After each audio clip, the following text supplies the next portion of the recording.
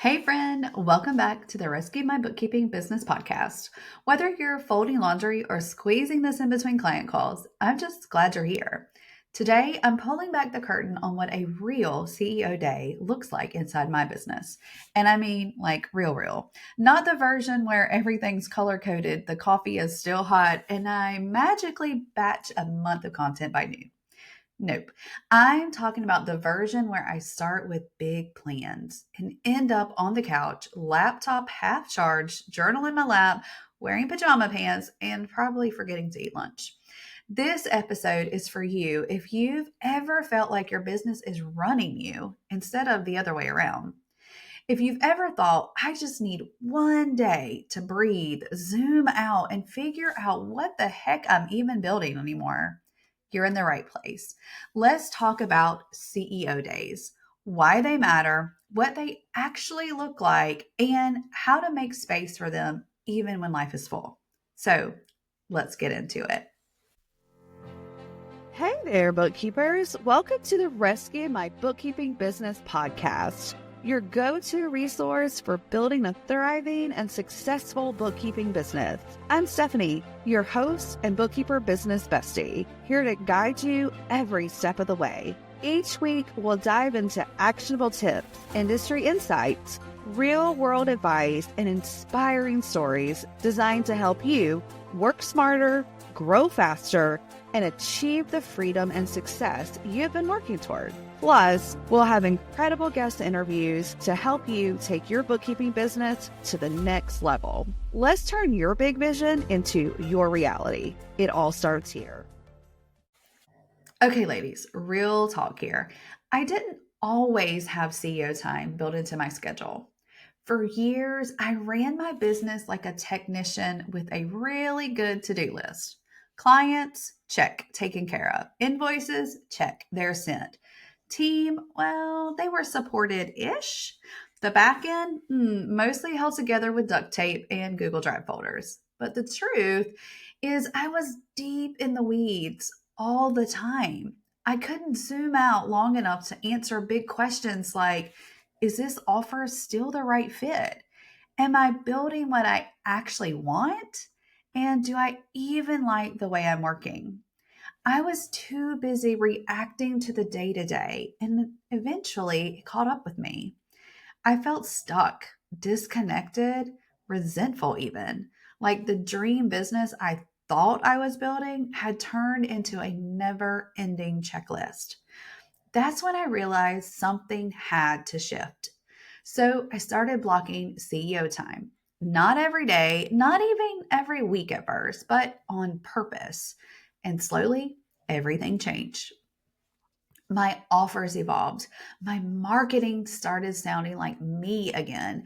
I started leading instead of just reacting. It didn't happen overnight, but it started with one intentional day. So let's be honest, CEO day does not mean I wake up feeling like Beyonce.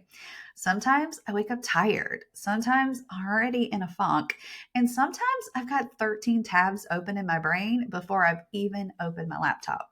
So the first thing I do on CEO day is I reset. And that might look different for everyone, even for me. So some days it's making a strong cup of coffee, or others sitting in silence with my journal, or maybe putting on a pair of fuzzy socks or slippers and doing a brain dump just to get the noise out. I also remind myself this is not a catch up day. This is not a do all the things day. This is a let's remember what we're building day.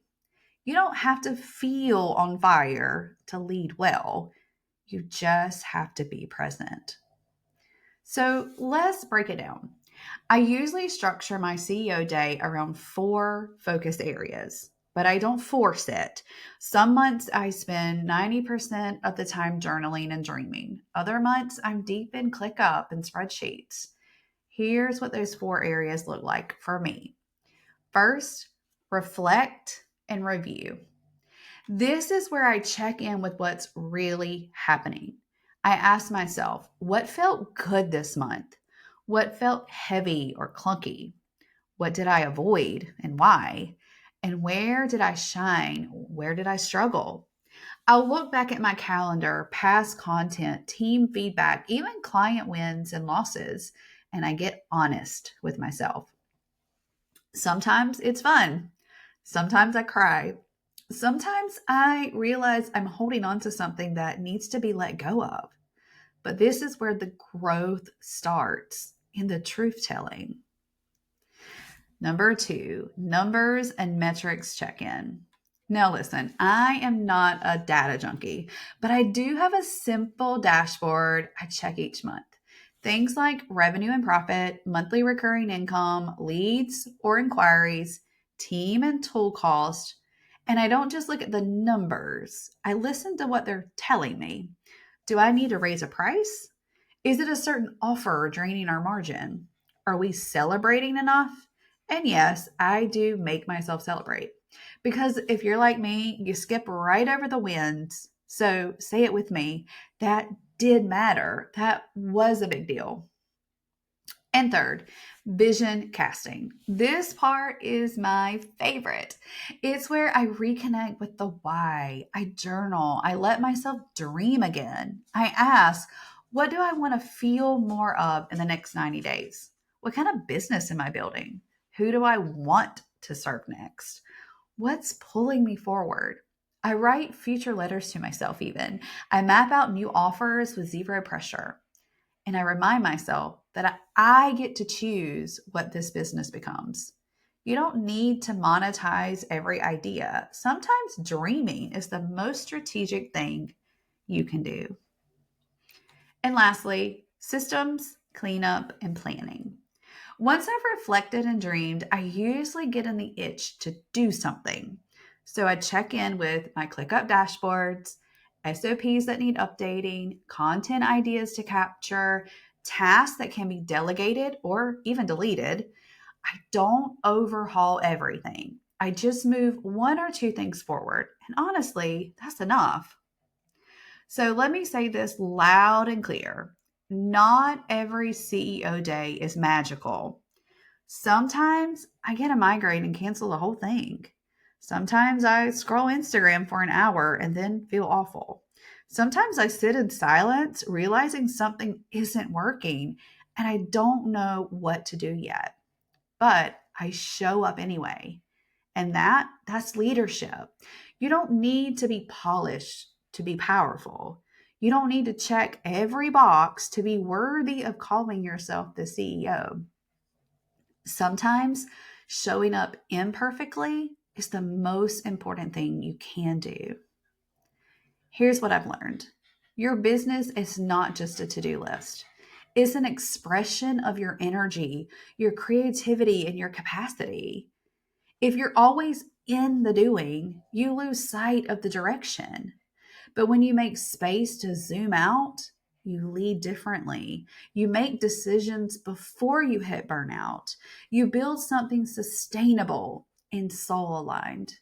You don't need a perfect planner. You just need space to breathe, time to reflect, and permission to slow down. So, if it's been a while since you checked in with yourself as the CEO, here's your sign. Start small. Block off 2 hours next week. Journal 3 questions. Take your laptop to a coffee shop and dream a little. You are allowed to run your business differently. You're allowed to be the visionary, even when you're wearing pajamas and reheating your coffee for the third time already today. So, ladies, you've got this. And if this episode gave you breathing room or helped you see yourself in the story, I'd love to hear about it. Tag me on Instagram or shoot me a message and tell me what came up for you. And if you want the CEO Day checklist and prompts I use every month, check the show notes. I dropped something special in there for you. Until next time, bestie, lead boldly, rest often, build on purpose. Talk soon.